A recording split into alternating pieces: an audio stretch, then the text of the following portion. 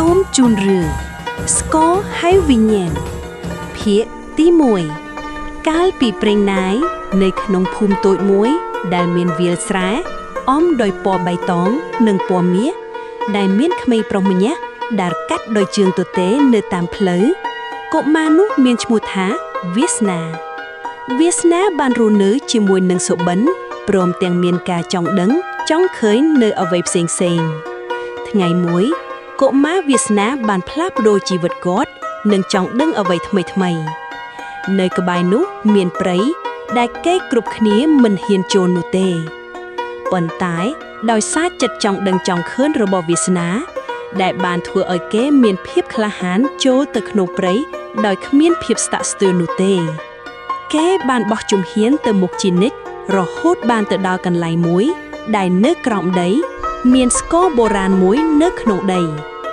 នៅកន្លែងនោះមានភាពវាស្ងប់ស្ងាត់ណាស់ប៉ុន្តែស្គរនោះហាក់ដូចជាកំពុងដកដង្ហើមដែលធ្វើឲ្យវាសនាមិនអាចមើលរំលងបានស្រាប់តែពេលនោះតាច័ន្ទបានឃើញនិងបានប្រមានគាត់ផងដែរដោយគាត់និយាយថាស្គរនេះអាចហៅសង្គ្រាមនិងដាស់វិញ្ញាណអាក្រក់ឲ្យចេញមកប៉ុន្តែវាសនាមិនព្រមស្ដាប់ទាល់តែសោះសំឡេងស្គរបានឮ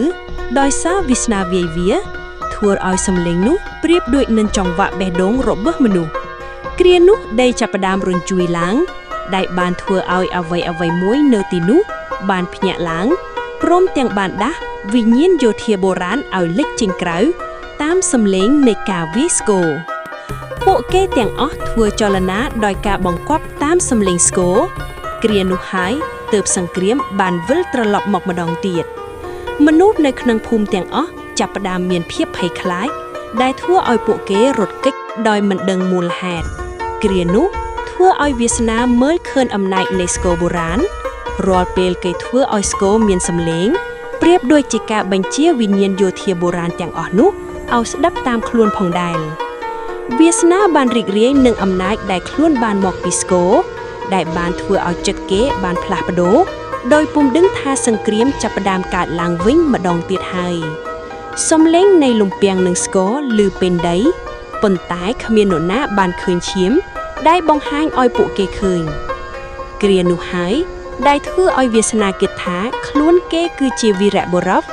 ការគិតបែបនេះបានធ្វើឲ្យគេភ្លេចនៅការប្រមានរបស់តាច័ន្ទនៃការវាយស្គរដែលនាំមកនៅអ្វីខ្លះភាពគួរឲ្យភ័យខ្លាចនៃសង្គ្រាម